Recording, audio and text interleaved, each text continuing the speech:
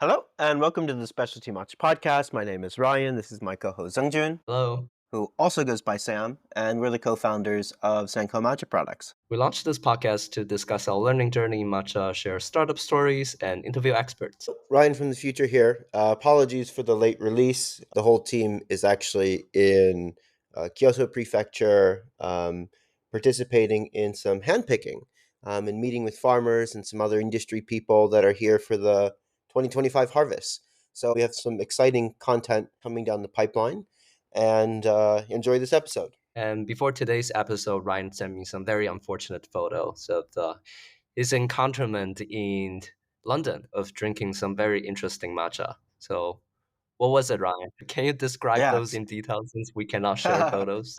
Yeah, no, the scene overall was quite interesting and kind of disappointing, and kind of extra ironic considering the impact that the UK has had on tea culture in general, and how it's a culture that has historically cared a lot about tea and tea quality, and the way that matcha is being served there was actually kind of shocking. I kind of went in with low expectations because I think the way matcha is being treated in the average Western cafe is pretty bad. So I was expecting something kind of a step above that, but I was pretty disappointed. And it prompted quite a bit of thinking, especially because over half, I visited four cafes.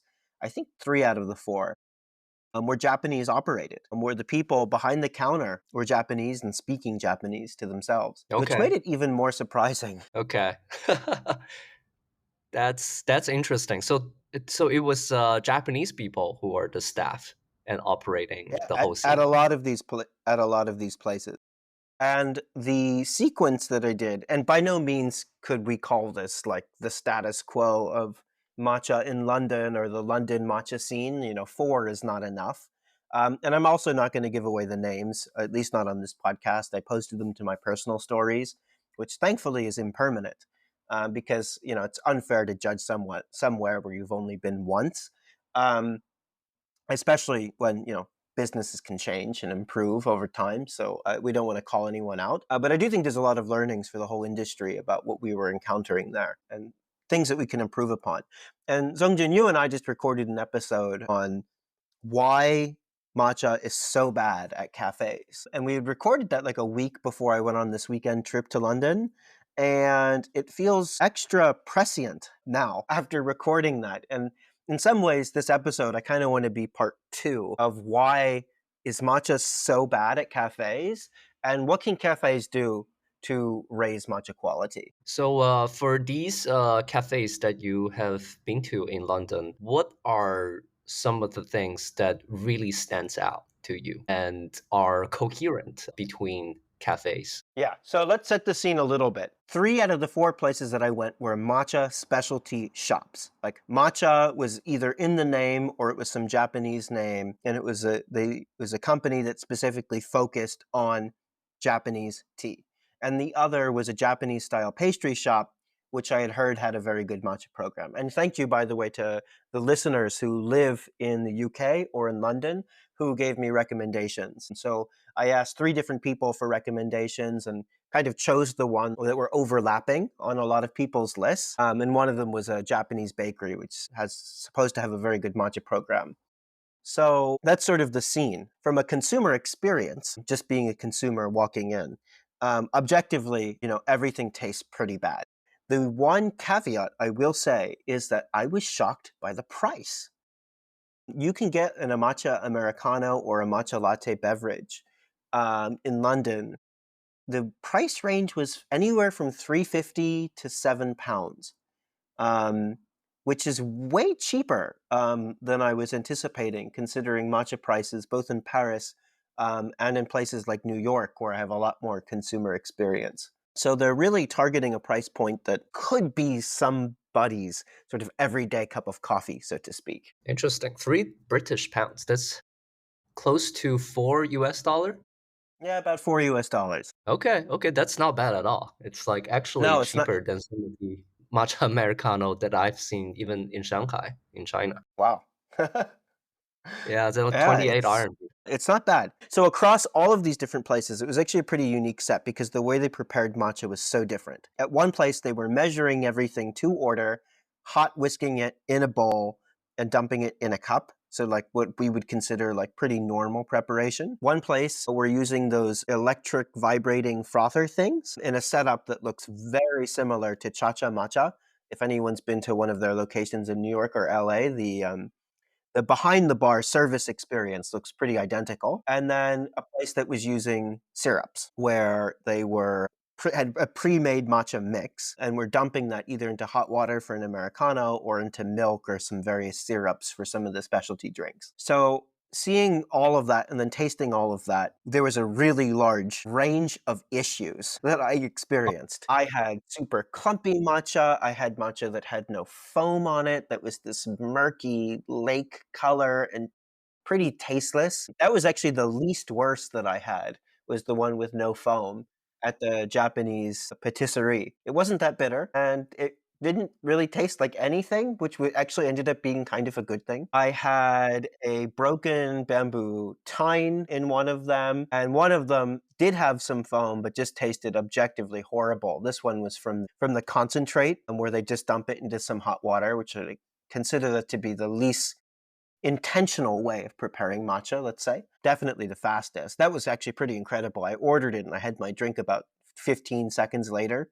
So I understand why they do that. You kind of see that technique in a lot of these high volume cafes. Like a lot of these chain cafes use that technique to compensate for, really high volume consumers. Yeah. And there might be a way to do it well. I've had some that are not bad in Paris. There was a cafe that was serving Rocky's matcha, and that's how they served it. But unfortunately, my experience was less than stellar. They pulled out a large water pitcher that was about a gallon or about 3 liters, and it was only had 1/3 remaining, so it was 2/3 empty.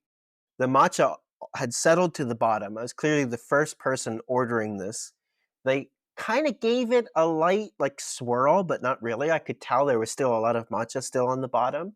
And they measured into a cocktail jigger and dumped it in a glass of ice water for the iced Americano. And Oh, it was not offensive. It was unoffensive from a sensory perspective. Like it tasted fine. It actually tasted kind of decent, but it was by no means exceptional. Like it was when I was paying €6, I was really expecting a little more care, especially for a place that didn't even have a line when I walked in. So that was kind of disappointing. I understand why they do it. And I think for a latte, when you're missing a lot of subtlety and nuance when you're using matcha as an ingredient, maybe it can also work there. But within the context of an Americano, boy, the one that I had in London, it tasted like really low quality nori or seaweed. It was very bitter, astringent, completely empty, and at the same time, like tasteless, other than those notes. All of the sensory expression would be what I would call like negative attributes. Other than the green color, there was very few things to rave about that product when it was consumed on its own. so that was very bad. It was very bad. Anything good that you have experienced in these places? Well, the best thing that I noticed is the demand. My word, I had to wait 20 minutes in line for one of these places. Every place was busy, full of people. People love matcha. And people love this matcha, which is very strange to me, knowing kind of the flavors, expressions that are out there. It just makes me so optimistic. If people are waiting 20 minutes for this, how long would they wait and how much would they spend for a product that is much higher quality? Like the average quality that you would get in a city like Bangkok, for example, or even in Japan. Also, okay, before I make this comment, are these places like new, or they have been around for a while? I think they're relatively new, all of the ones that I went to. Okay, so my No comment is like that multi generational, centuries old institutions, yeah, relatively new sure, businesses. sure, sure. But my comment is that this is also probably a little worrying because there are probably were a lot of first time matcha drinkers in all these places, and they probably end up trying it once and never come back. Um, because based on your description, a lot of these are objectively not a good product. Well, so here's where it plays into a pretty negative stereotype around matcha lattes. So thankfully, I went with my girlfriend for this weekend trip. She loves matcha lattes, so I had a perfect tasting experience where we got the same thing as an Americano and a latte. I really don't like drinking my coffee or tea with milk, but I got to taste them side by side. Mm, And it in a latte format, especially if you're putting in cherry syrup or sakura blossom syrup like everyone was doing because it was spring, or some of these others, I think it's just like a nice sugary drink. Like it's the same thing that like why everyone likes pumpkin spice lattes or vanilla lattes or brown sugar lattes. It's kind of a more I see. mixed drink fascination where I think I people see. are like the color, they like the fact that it's healthy, and it's in this big, milky, sugary drink that is a little easier to appreciate. And the fascinating thing, Sam, every place I went to, everyone warned me, are you sure you want to get the matcha Americano? Are you sure? Okay. Do you realize there's no sugar? There's no milk. Are you sure? It's just matcha. There's matcha and water. Are you sure? Interesting. So they don't want you to consume it on its own, and No.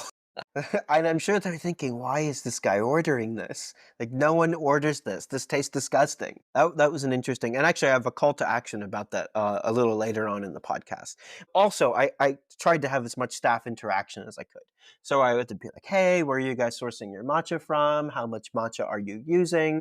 And usually it ranged between 2 grams. One of the place used 3 grams. It was actually interesting. Most of them were two. One of them gave me 1.2 grams. I felt like I was being cheated. And I'll talk about that cafe in a little bit. But then I would ask, like, where's the matcha from? Except for one place, everywhere said Japan. This matcha's from Japan. And I had to think about it, which was a little weird. One of the places said Fukuoka. And I was like, okay, uh, that's a surprising answer. That was a one of the little bit more Japanese run detail. places. And Okay. that was also the only place that was offering single cultivar matcha. They had a much, much, much more expensive Okumadori they were selling, but you couldn't get it in a drink. You could only buy it as powder. I see. I see. But I bet if I asked, I have little confidence that anyone would have been able to explain anything about that product to me, just based on my interactions. The current scene for me is still a little bit far away from, what we have been seeing in Bangkok, like a very professional, single origin focused matcha scene. It's still very Yeah. much in So the essentially, mixed bubble tea kind of concept. yeah, maybe not quite bubble tea, but definitely more mixed drinks, mixed desserts. They also sold matcha granola. They sold matcha croissants. They sold matcha crepe cakes. They sold matcha sponge cakes. Like it's matcha, matcha, matcha, matcha, matcha, matcha. It's like I see. a theme store almost, Mm, mm. which I honestly I find quite strange. Like I kind of understand why businesses do that, but imagine going into a coffee shop and everything was coffee themed. It's just like it's a little weird. It's weird, but it's also not. Like, consider a lot of these people probably were getting introduced to matcha for the first time, and this is like a very nice showcase, like education, cultural center for them to see the possibility of how matcha can be used as a flavor. That's my Yeah, take. true. Yeah, yeah, yeah. Actually, it's probably a good thing at this stage in the market, especially where there's less consumer education for what is higher quality matcha. The concept of origin or cultivars or processing or shading days and all the things that can create a higher quality product are not known. So having it be a more versatile ingredient with that type of exposure, yeah, I agree. It's probably a good thing. But I would love to see a day when you can go in and have something that actually pairs well with matcha. I always find some of the like pairings a bit annoying. Like, do you know what goes perfectly with this smoky whiskey? Like barbecue, another smoky thing. It's like very low level pairing ability. It's like, you know what you want with your matcha latte? You need matcha ice cream and a matcha cookie. Mm, I understand why businesses do that right now. And quite frankly, if we owned a cafe, we would probably do that too. But like when you go get a coffee, you don't want a coffee like cake and a tiramisu and like all of this. Maybe some people do, but like I don't know, like a cardamom bun goes really well with a nice cup of coffee. Like you can get at all of these Nordic roasters. Like there's much more thoughtful pairings. Is my only complaint. It feels like they lean into the novelty so strongly when you're a new matcha business that I find that it's very there's a lot to be improved. Anyway, Yeah. The core issues that I find across the board after some reflection is staff training is pretty bad, both on the preparation side, making sure you don't have clumps, making sure the matcha is stored well, making sure staff can answer basic questions like, where is this matcha from? It felt like no one was prepared to answer that question. And typically they would look to another colleague and the other colleague would say, Japan. Very strange customer interaction. Baseline product quality also really needs to be worked on. If you are not proud to serve the matcha as an Americano, maybe you shouldn't be serving it. The baseline product quality is very low. That is a good take. Probably just not even offering it as an option. I think, or you do it and you do it well. Yeah. That's what should be done. It's Mhm. I think that actually should be the action standard for cafes. If the matcha you're serving, you would not be proud to serve as an Americano, maybe you shouldn't be serving it. Or you have two choices. You have one that's to be used as an ingredient in a latte or some sort of mixed drink, with like strawberry matcha latte, for example. And then you have one that can be used as an Americano. Doesn't taste disgusting, that someone wouldn't be embarrassed and say, are you sure? You realize that there's no milk, there's no sugar. Are you sure you don't want a little bit of milk? I was asked that.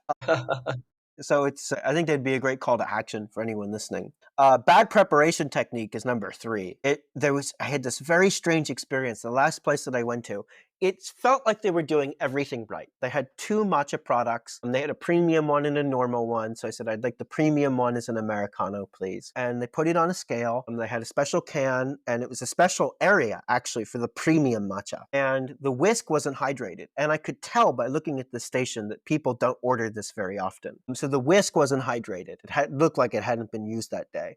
They put the scale down, and the person preparing it scoops in 2 scoops of matcha, and it's 1.2 grams, but she didn't even look at the weight. So she just did 2 scoops. And then she took some hot water from like a little tiny cup, filled it up, and dumped it in, and didn't look at the weight. This scale was like measurement theater. The scale was there, it was on, but it wasn't used in any way whatsoever. It was, it's like, they talk about security theater at the airports and in the United States where like you go through this whole rigmarole of like taking your laptop out and your shoes off. And it's like, it's to make you feel safe, like they're doing something. Mm. It was really like measurement theater, which was very bizarre. They didn't sift the tea.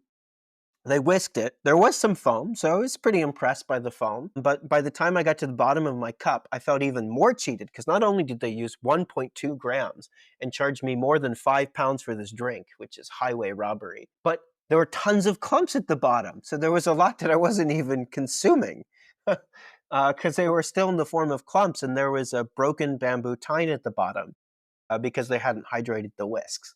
So just like baseline, like preparation and staff training could have gone a long way. And this measurement theater was very concerning too. Yeah. It's like you have all these Well, tools and they're not being used. It's just clearly a staff training problem. yeah, yeah. And, honestly, it's not just them, right? Like, it's quite ubiquitous, from places to places, not just in London either. You see this kind of treatment of matcha in many, many other cafes, which is also interesting because, unlike coffee, you have a lot of these books and videos that people can reference, can, easily train their staffs to give a pretty decent quality coffee preparation.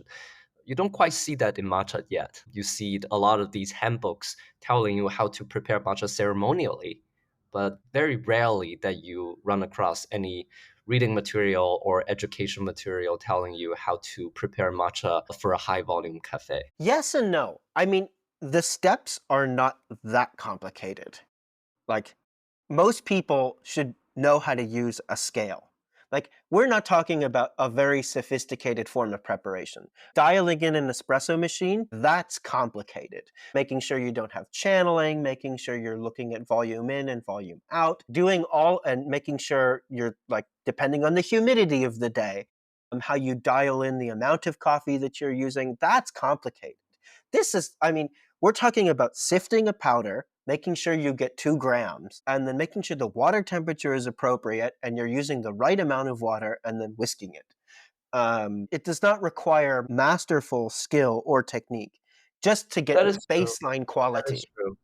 That is true. It's the I think the base the fundamental problem of this is not caring.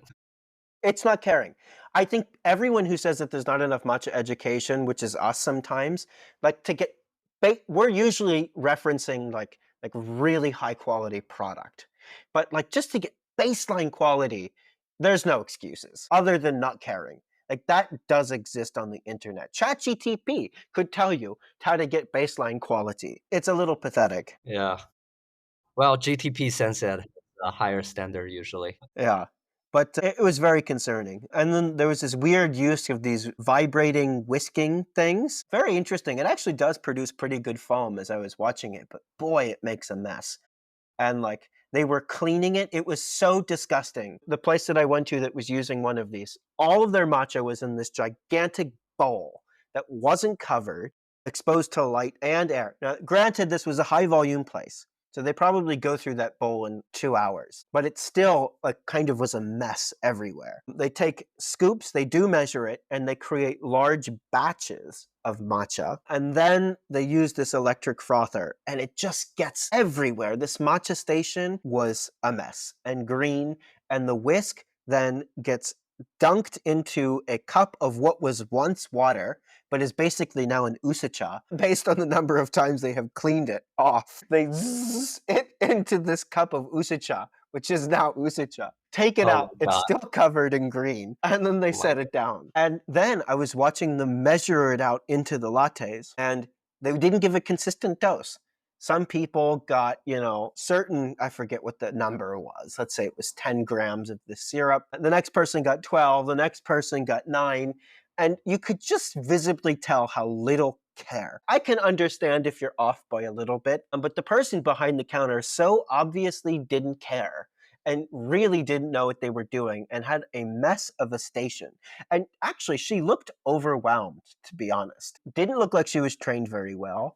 She wasn't given tools that worked very well. And the workflow sucked. And there was no time for her to clean the station. So I think this operation was kind of set up to fail by the very design of it. Yeah.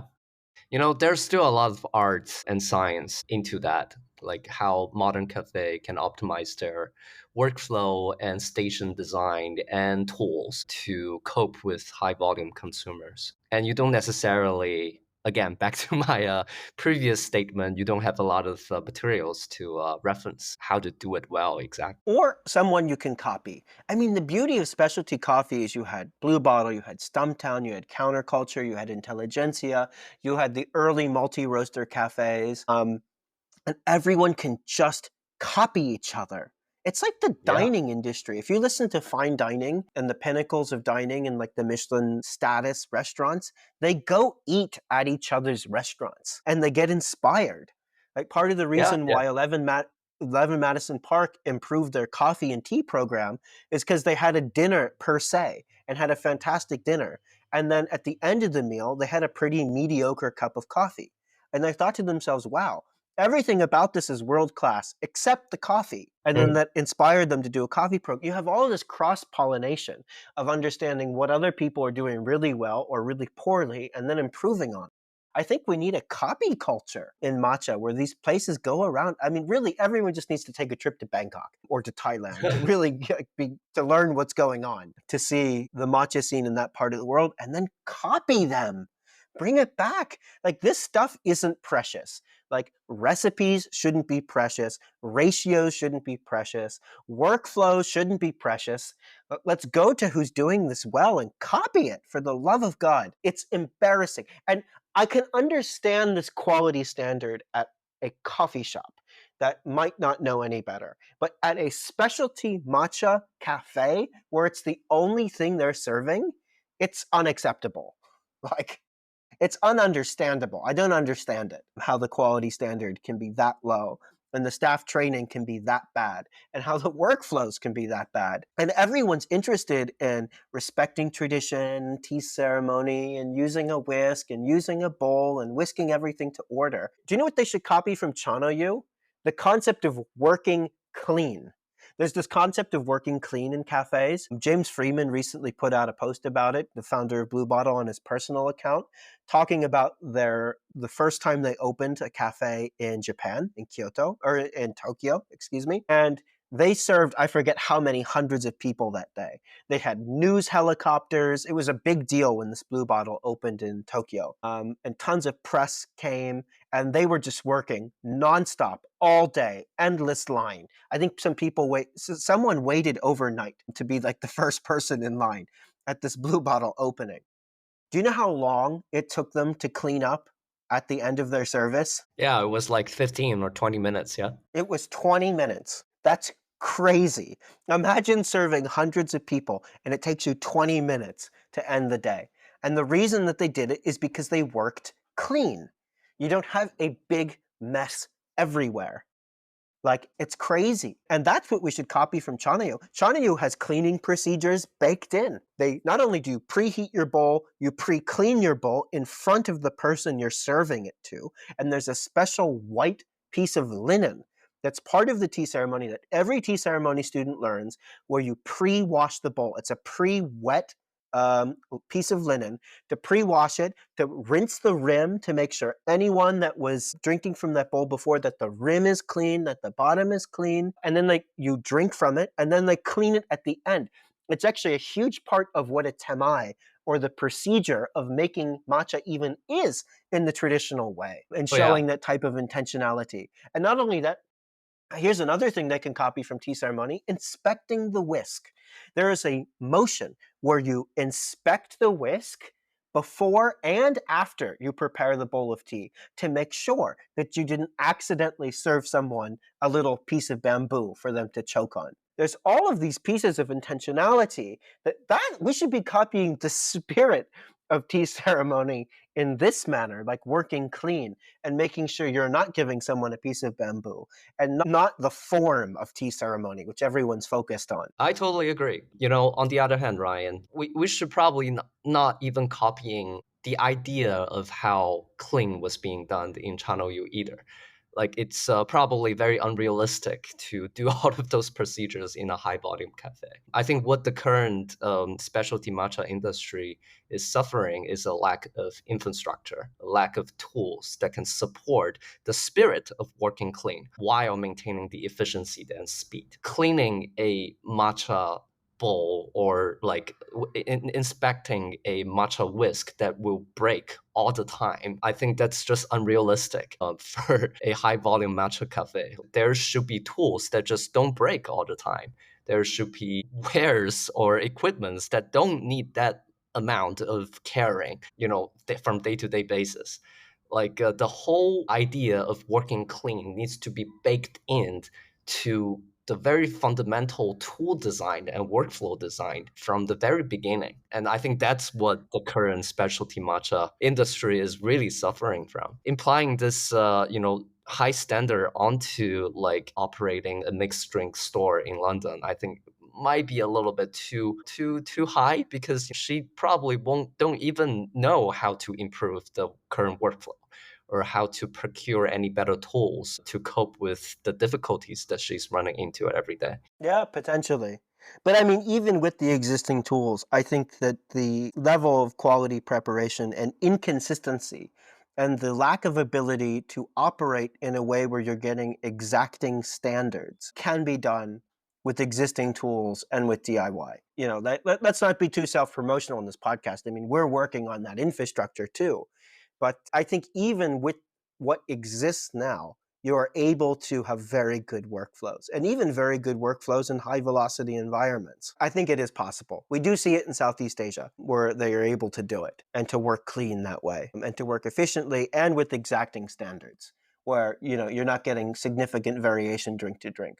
Look at Oika. Oika is a high volume cafe, or Kettle. I mean, everything's sifted, measured, whisked to order on a scale with a variable temperature kettle. So I mean, there are people who are, and I'm sure there's many others who we're not even aware of, that are doing things to very exacting standards. It definitely can be done. I think the call to action is these matcha businesses or cafes doing matcha programs need to go out and experience it firsthand at people and places that are doing it very well and just copying it. Yeah, that will be a more exciting future for matcha. And also, a lot of the times, consumers don't know better. They're already liking the products that are being served today. And there's a very little push from the consumer end for cafes to improve. And I think for more experienced consumer in the future, the pull and push dynamic will be more intense, and we can have more kind of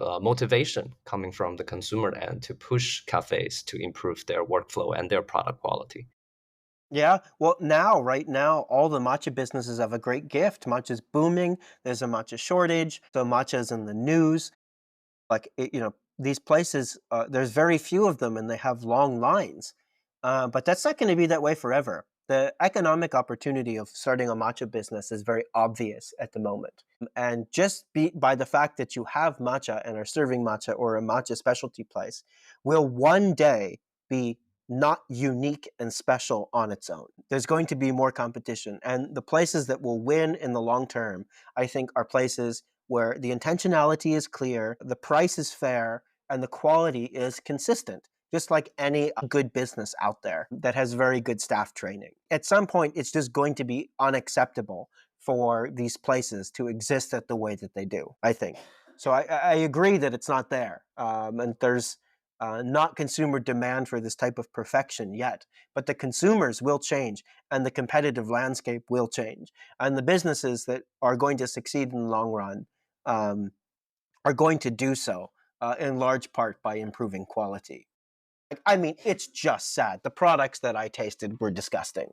Mm. And these consumers that are drinking lattes or Sakura mixed drinks and all of this stuff are one day, those people are going to form the foundations of the people who want to have an usacha or a koicha or a light brew or an Americano style beverage or interested in competition grade tea or single cultivar, single origin tea. Like Brian from Matsu Matcha, who we had on as a guest, he started with matcha pastries and matcha lattes full of sugar and milk, what he said in the recording. Now he started one of the most prolific, high quality matcha companies in Singapore. These people who are waiting in line 30 minutes for a matcha latte are the foundations of this specialty market. We don't know who they are or exactly from an individual standpoint, but they are going to form this foundation who will care about quality. Totally agree. So I think one call to action from this episode is that I think every matcha cafe that serves an Americano or matcha with just water or whatever they call it comes by different names. Some just called it matcha, some called it matcha tea, some called it matcha Americano on their menu. I know MTCH calls it a light brew.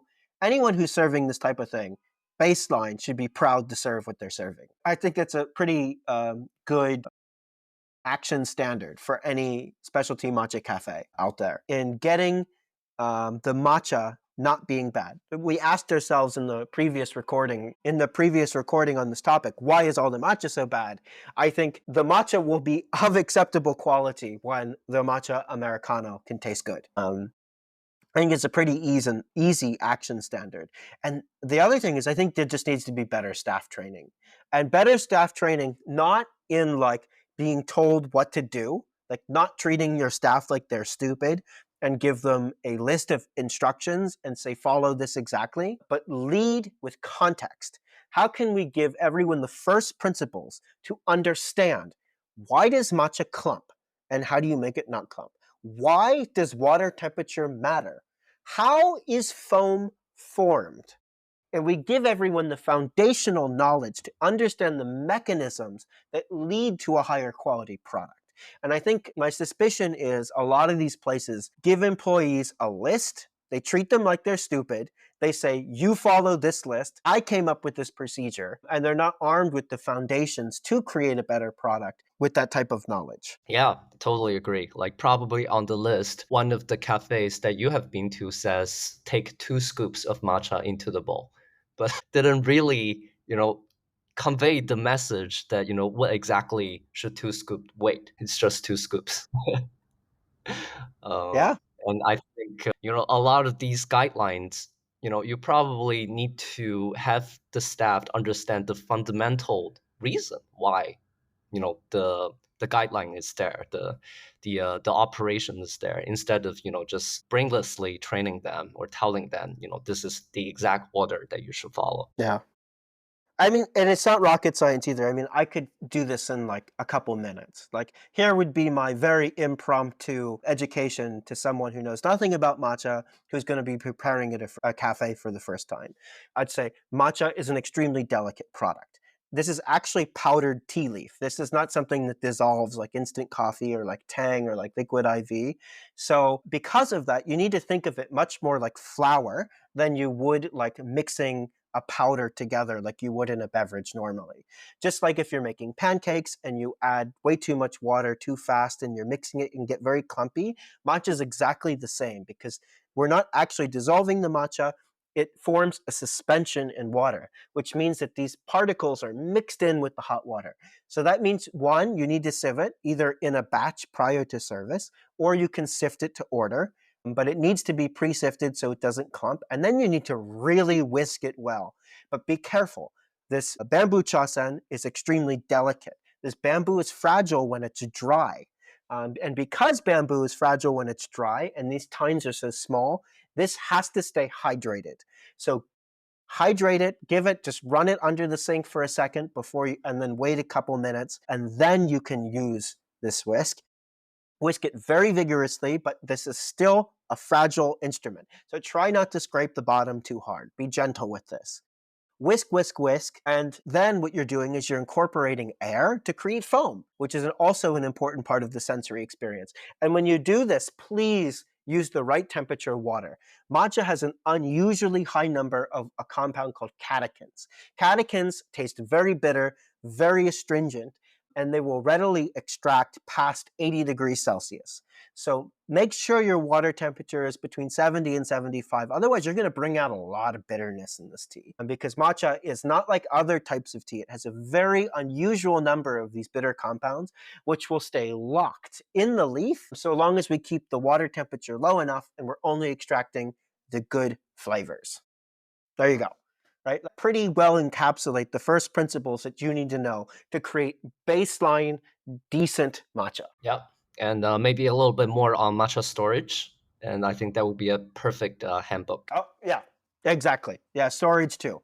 Matcha is very sensitive to light. It contains a lot of chlorophyll. When chlorophyll is exposed to UV and to light, it degrades into a yellow compound, which tastes very bitter. So we're taking this very precious green stuff, and when it gets exposed to the sun and to the air, it's going to turn from green to brown. And not only does the color degrade, but the taste will degrade too. So you need to make sure you keep this sealed in the refrigerator, or if not in the refrigerator, then in a sealed opaque container. If everyone could just listen to that 5 minutes and implement that and incorporate it into their staff training, everyone would be drinking much higher quality matcha. Totally agree. It's really not rocket science. The amount of procedures required probably is even less than using a Chemex to brew coffee. Yeah, probably.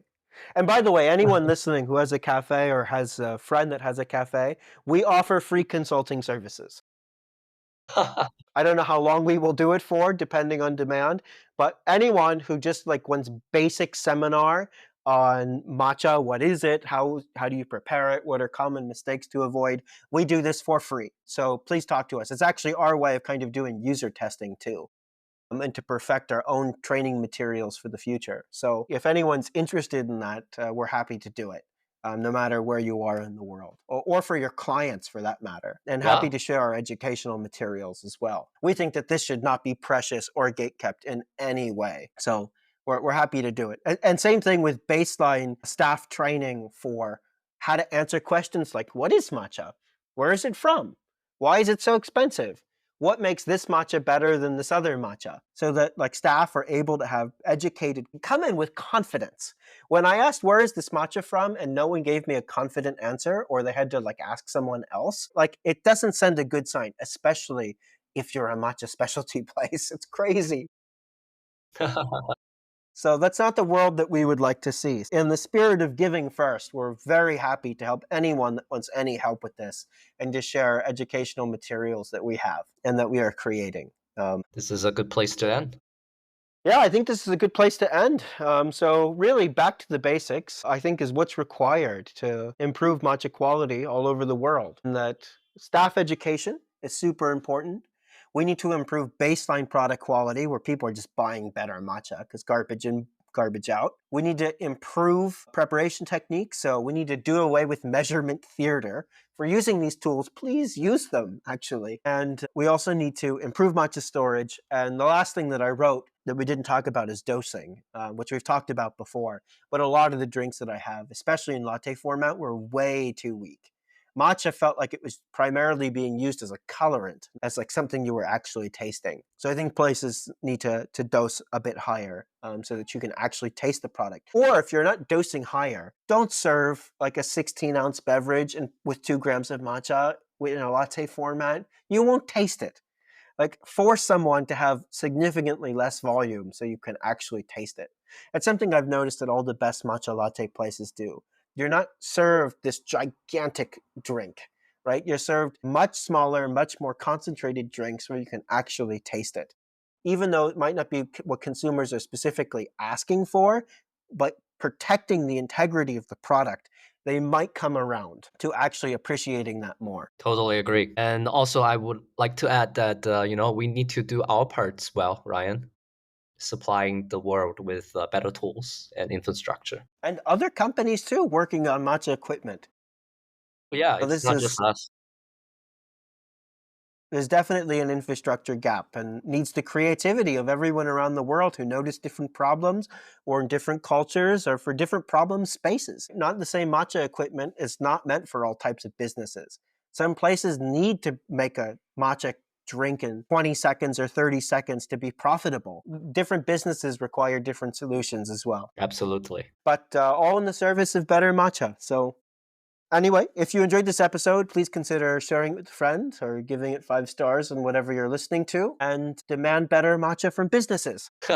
Yeah. See you in the next episode. See you in the next episode. Bye.